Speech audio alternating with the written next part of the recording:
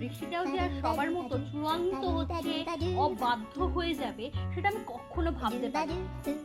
মানে যখন ওকে যেটা করতে বারণ করা হয় তখন ও ঠিক সেটাই করবে। এই যেমন ধরুন যখন বলা হয় যে ওরে পড়রে পড়রে পড়রে পড়ে, তখন পড়বে না।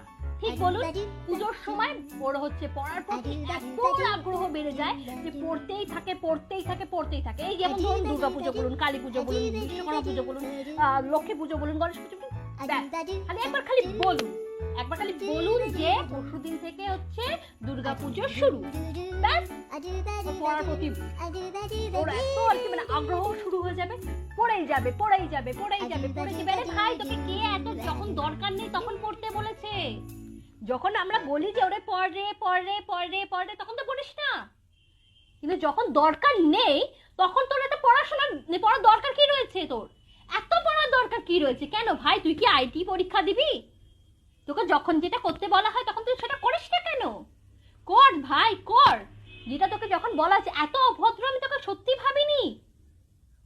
যখন পড়তে বলা হচ্ছে তুমি পড়ছো না, আর যখন তোমার দরকার নেই তখন তুমি বলছো যে পড়েই যাচ্ছ পড়েই যাচ্ছ পড়েই যাচ্ছ। চুপ ধরনের যাচ্ছে তাই ডিসকাস্টিং।